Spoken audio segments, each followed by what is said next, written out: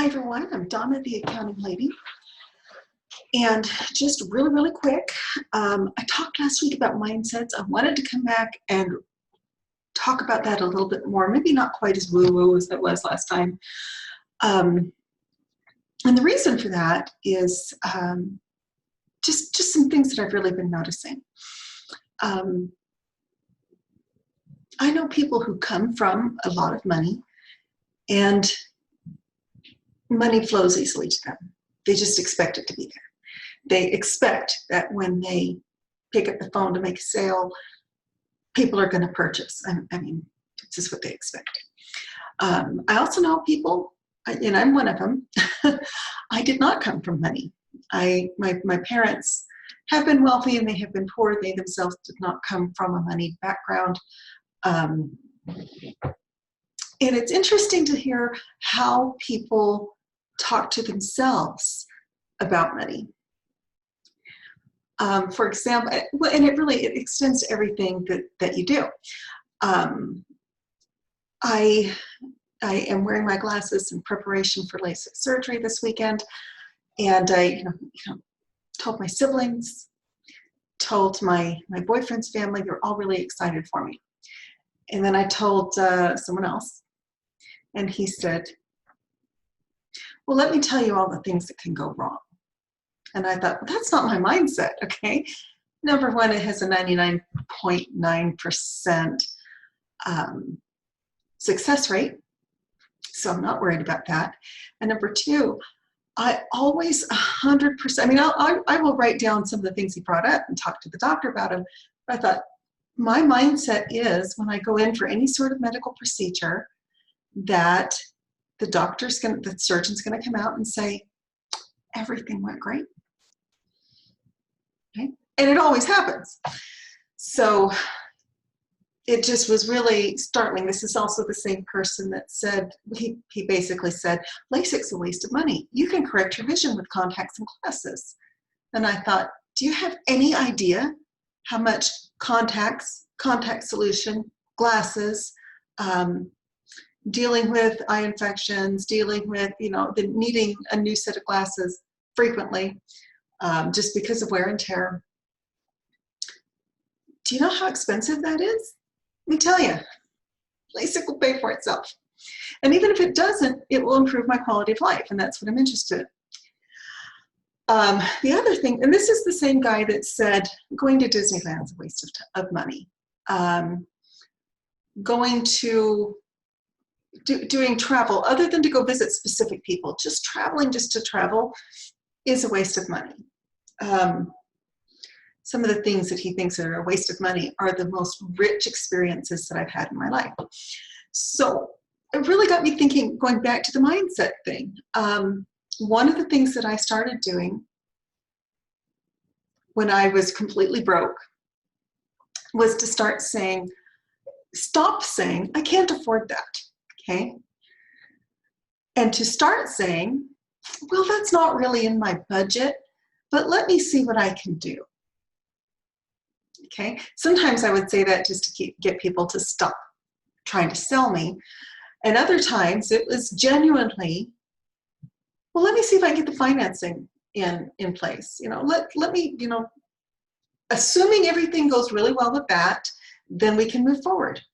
But a lot of times, instead of saying, I can't afford it, because then my brain hears, oh, you can't afford it. We don't have any money because you don't deserve it, And all of these money scripts start to play out. I don't want those scripts to play. I say, well, let me see what I can do. Let me see what I can work with in my budget. Now, the reason for that change is that all of a sudden it sounds like I have the money. It's just allocated towards different things. And my brain starts going, and I never say I can't.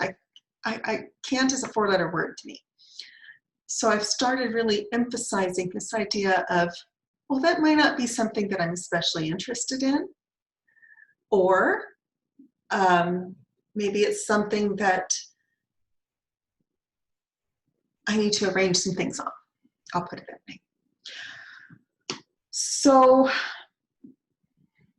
going back to the LASIK thing, I told the center that, I talked to the doctor and we talked about what kind of surgery would be appropriate. And then the manager came in and we talked about price. And I said, well, if the price is right, we can do it ASAP. I would love to have this for myself for a Christmas present. And he said, okay, here's the price. And I said, okay, I will need to set up financing for that. I don't have that in my pocket right now. And he said, great, here's what you do. And so I went home and I just put it out there that if I'm supposed to have this procedure, the money will appear, basically. This has worked for me before. I sent my youngest son to the Boy Scout National Jamboree, and I did not have the money to send him. I will put that right out there. There was no money in the budget. There was no way I should have been able to afford it. And that year, or the 2 years prior, I just started really putting out there that, oh, this payment's coming up. I need a client that's going to pay me this much money by this date. And every time, this much money by this date would come in time for me to make the payment. And it was just amazing. I mean, it was like the money would fall into my lap, so to speak. And then when I decided, you know what, this is the year, it was the year that I turned 50. I decided I'm going back to school at 50. Okay. And I'm taking my kids to Disneyland. And people said things to me like, Disneyland's a waste of money. Okay, it's your opinion. It's not your money. We went, so the money came to go to take the kids to Disneyland. It was me and my two youngest, and it was really, really special. Mercedes had been with the school choir, and Jared hadn't been yet. So it was a really special experience for us to go as a family for the first time. And it was just magical. And I don't say that because it was Disneyland. It was because I was with my kids, doing something that we love, enjoying ourselves away from Utah, and I unplugged for 5 days. I told everyone, this is this week. I will be out of pocket. Don't call me, don't message me, don't text me, don't email me. I will be with my family this 1 week. I'm taking a vacation for the first time in 20 years. And that's exactly what I did. I didn't talk to anybody. No, I think I took one business phone call. And he called and I said, hey, I'm on vacation with my family. Can I reschedule this? I said, I really want to give you my full attention. It's not that I didn't want to talk to him. And he had a couple of questions that I could answer right then. But then I said, I want to give you my full attention. So let's plan this for next week when I will be in the office and able to really give you my attention. Since then, by the way, I have gone to an office phone system. I quit giving out my personal cell phone number. Nobody gets that.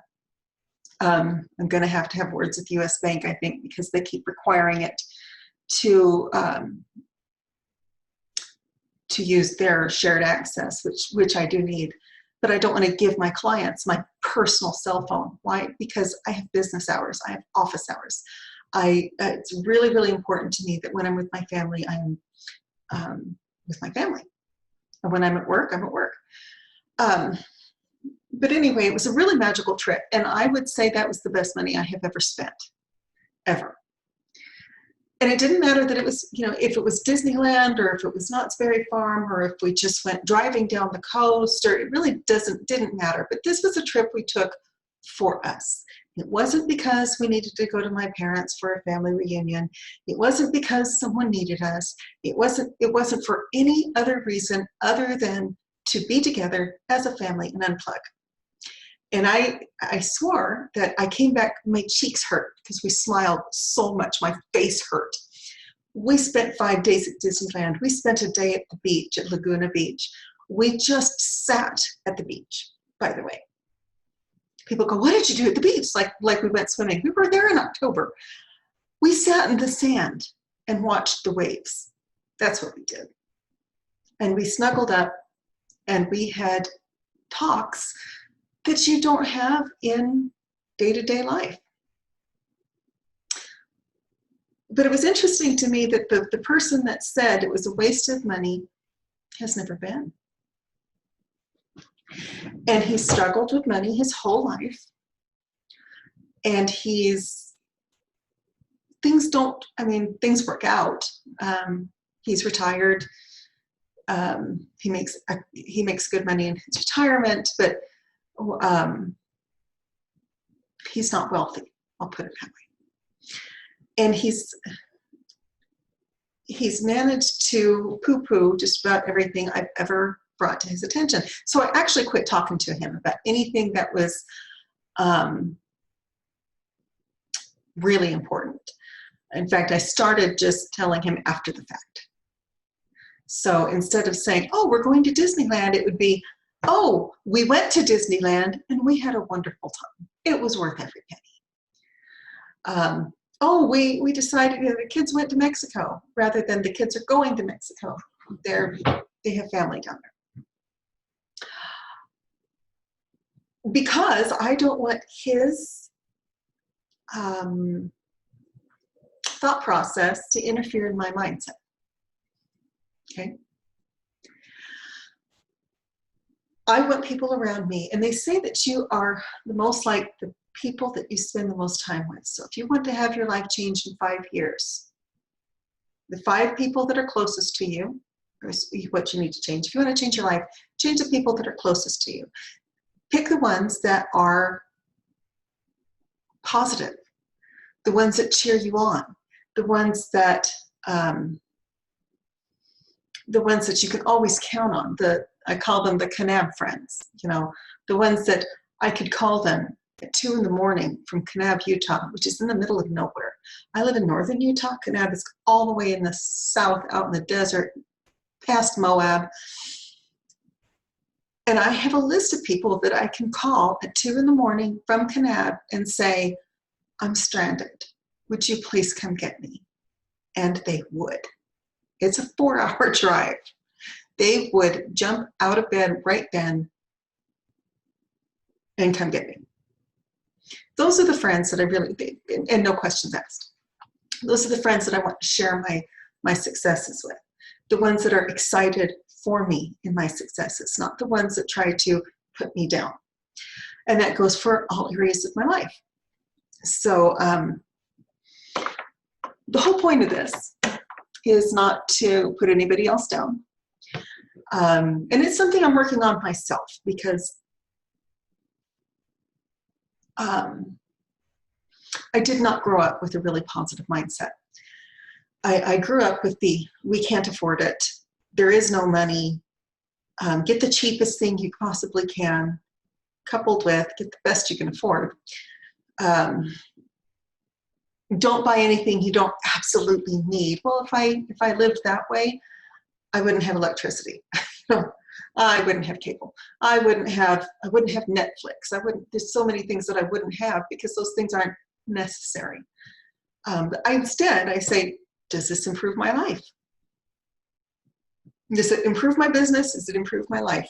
If it does, or is it an experience that's going to be a really special memory? If it does, then that's what I do.